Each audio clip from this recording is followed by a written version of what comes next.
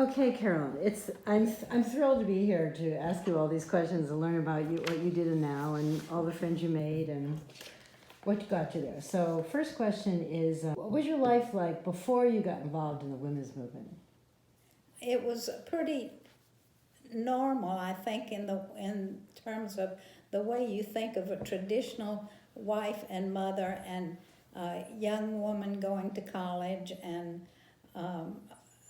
having friends and partying and that kind of thing.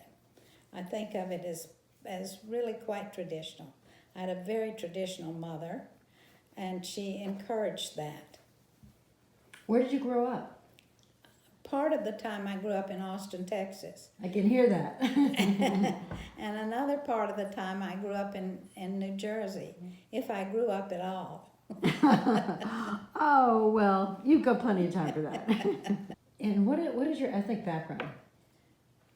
My ethnic background is Dutch and English, and I think that's probably about all. Okay.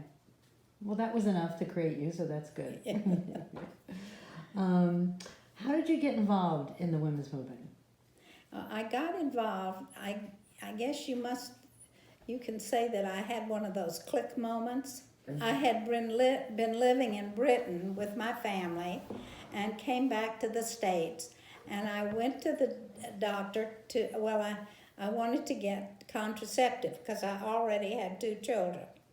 And when I went to the doctor, I was told, I went to get contraceptives, and I was told I had to go to the doctor for contraceptives. So I went to the doctor, and I had a female gynecologist, and she sent me to her husband, with whom she was in partnership, because she was a Roman Catholic, and she did not prescribe contraceptives. So I went to her husband, and it turned out that he had to prescribe them, but he really didn't. He had to sell them to me under the counter. This was in Massachusetts in about 1960. And this was prior to Griswold versus Connecticut. And I felt really appalled by that, because that had not been the case in Virginia, where I had contraceptives, and also in New Jersey, where there hadn't been any problem when I was married, because I was married in New Jersey. At any rate, I was really appalled that I had to get contraceptives under the table.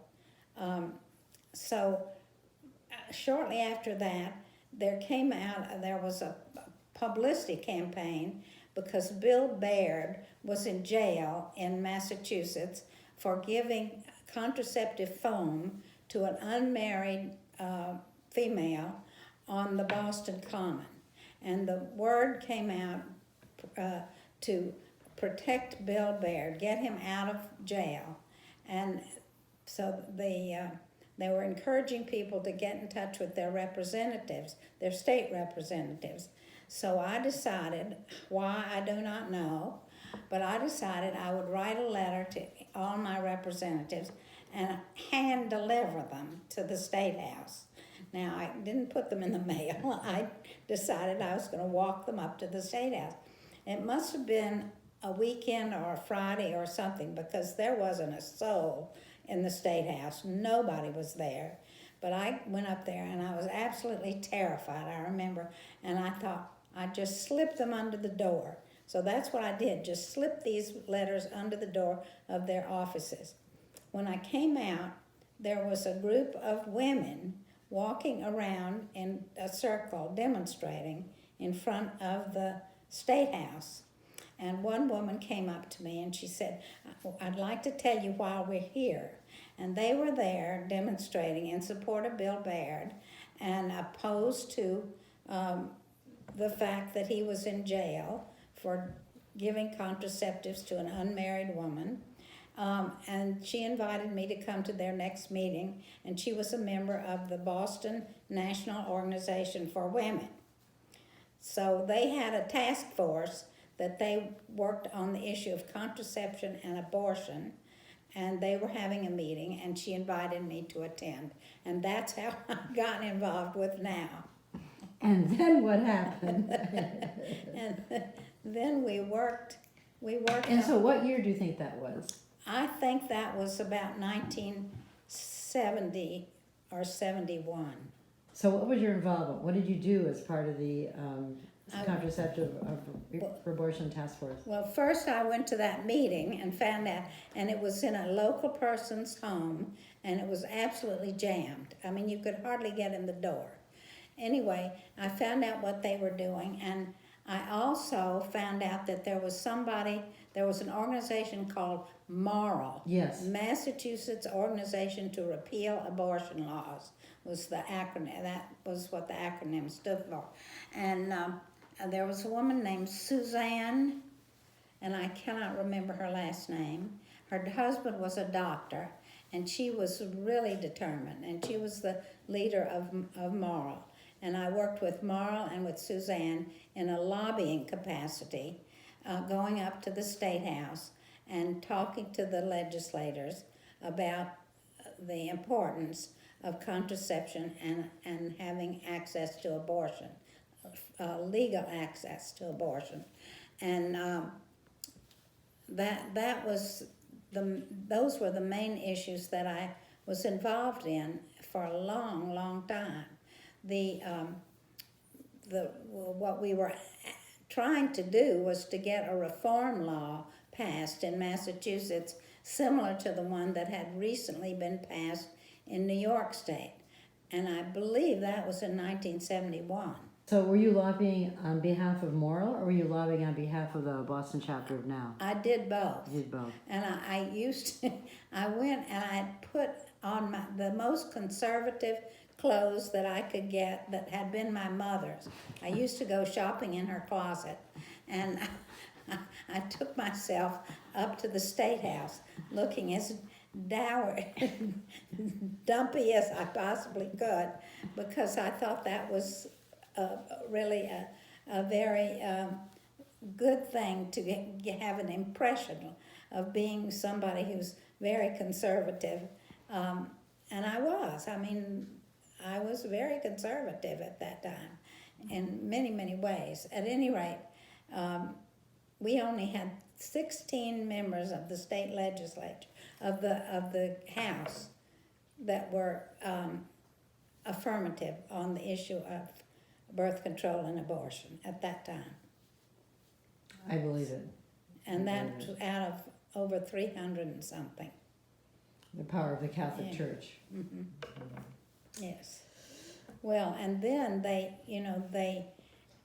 Cardinal let the word out, that Cardinal Cushing it was at that time, that they should pass some kind of law to allow contraception for married women. And that had happened by that time because they knew that this law in Connecticut, this court case in Connecticut was going to, impact the Massachusetts Right, laws. that was a Griswold case Yeah. that said married people could That's use birth control, right? That's right.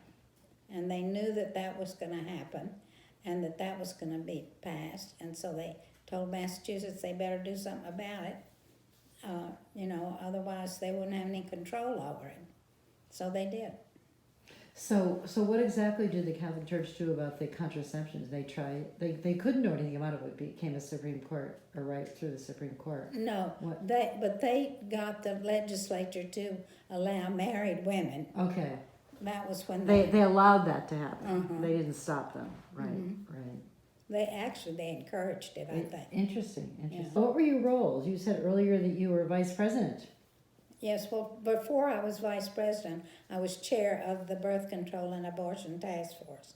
And we did a lot of work on that. We did some historic writing.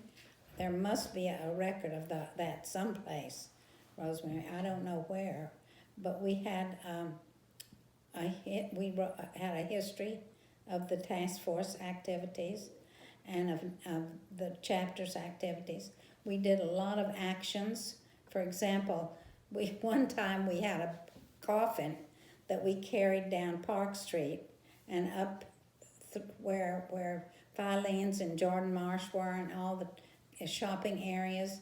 And we had on black hats with veils and carried this coffin around and with a sign that said, you know, safe legal abortion or something to the effect of reform abortion laws.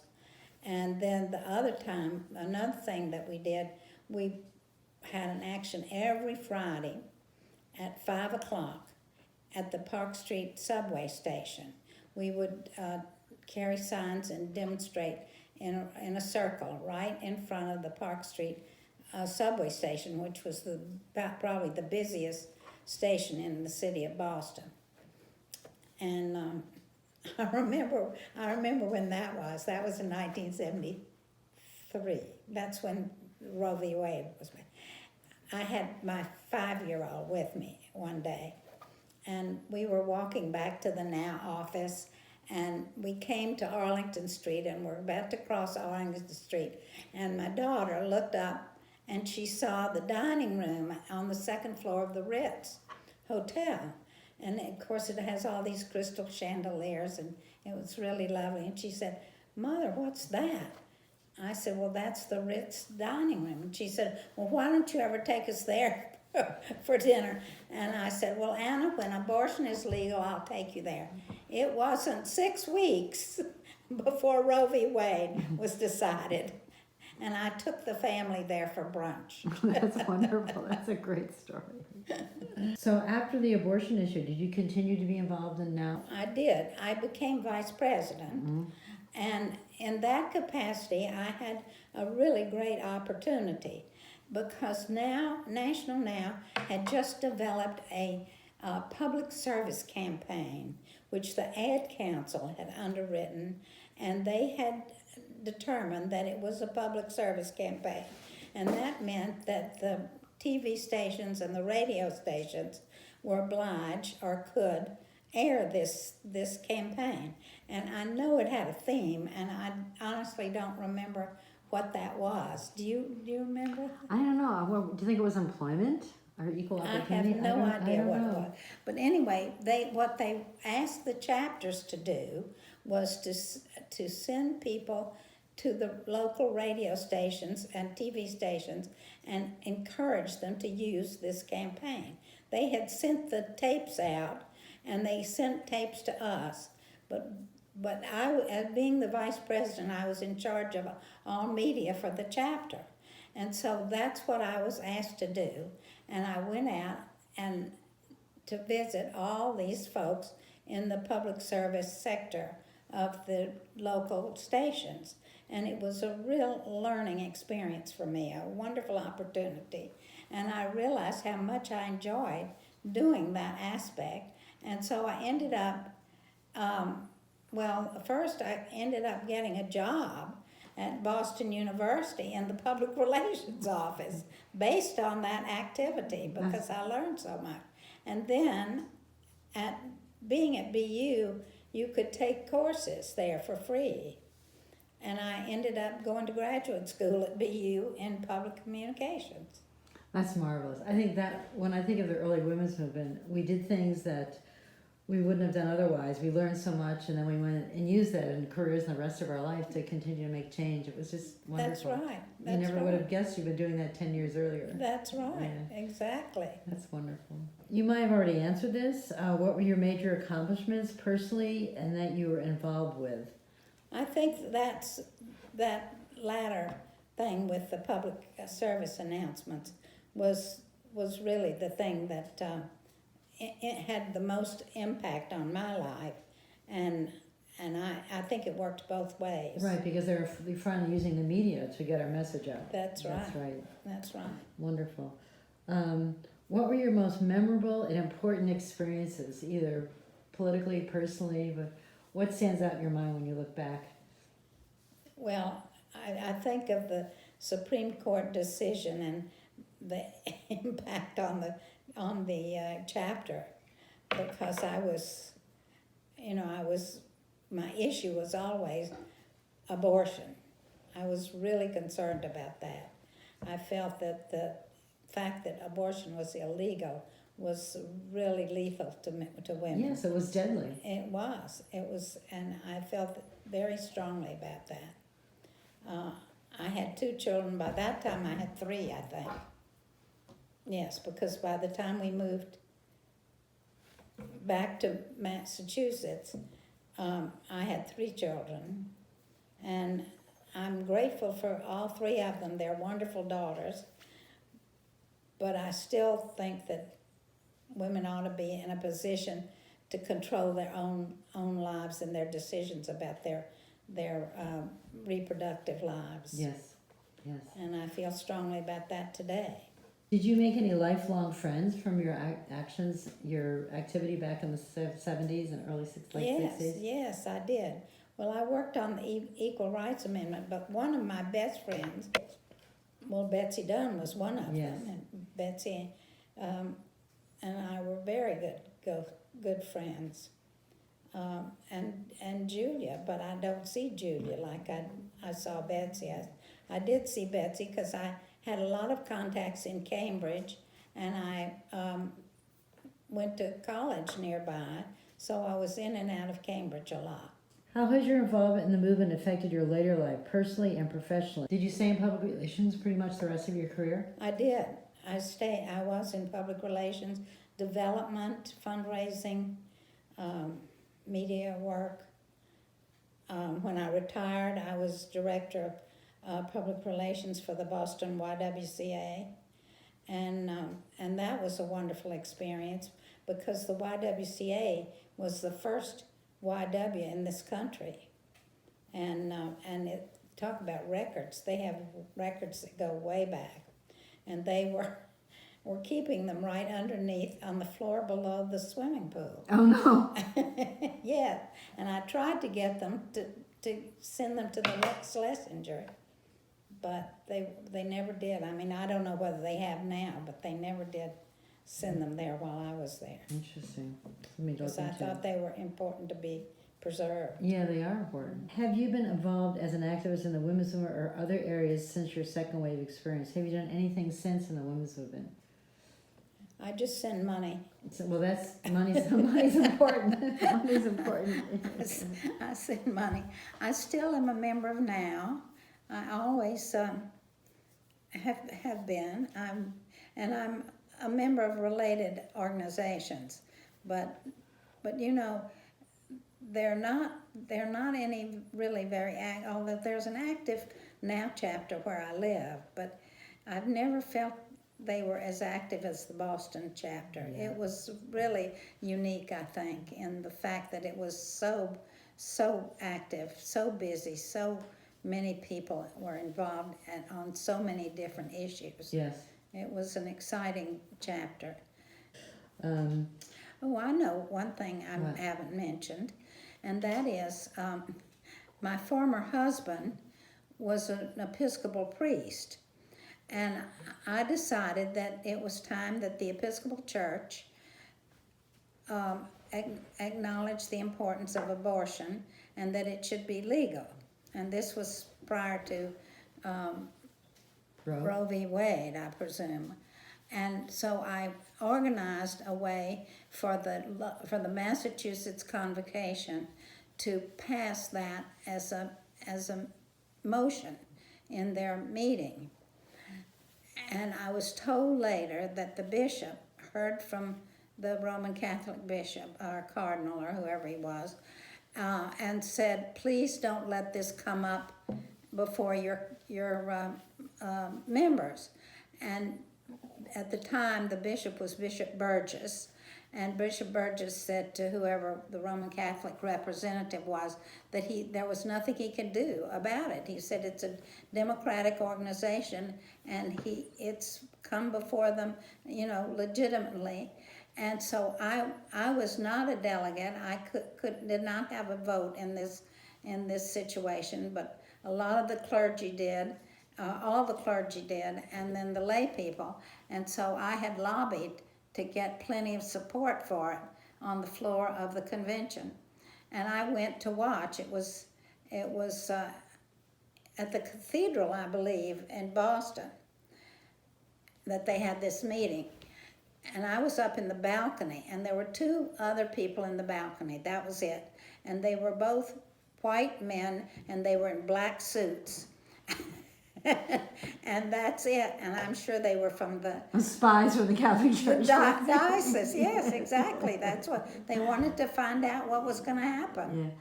And that's exactly who they were. But it passed easily, Fabulous. very easily. Wonderful. So Oh, that must have been very satisfying. it was. Yeah. Okay. But Well, the bishop called me the abortion lady. thank you. Is there anything you could say were the hardest challenges that you faced when you were active in the women's movement? What was something that was really hard but you did it anyhow? Well, I think this ad campaign, it was very difficult for me to get up the nerve to go to these high-powered TV stations and radio stations and confront these executives who had really no consciousness whatsoever of what was going on. And that was a challenge. It was scary. And anything else that you want to say that you learned from that whole experience of being active and now? I think I learned that I was capable of standing on my own 2 feet. Huge thing to learn. You know, And your it's own a personal power. It's self-confidence. Yes. Yes. And I didn't grow up until I was in my 40s, I don't think, because that's what comes with, that kind of thing. And feeling that you have a right to do that and to be empowered and not just stuck in a role. Absolutely. Right, with the yes. expectations, yes. My role changed like 180 degrees. Yeah. How do you think your activity in the women's movement affected your daughters? Well, I was just going to say, Yeah. I used to leave leaflets around the house so that they would, pick them up. I didn't try to sermonize or preach to them at all, but I just left it around for them to pick up. And at one point, my daughter was at Harvard, and I think she was in her senior year, and the phone rang, and it was Jenny, and she said, "Mother, you'll never guess what I'm doing."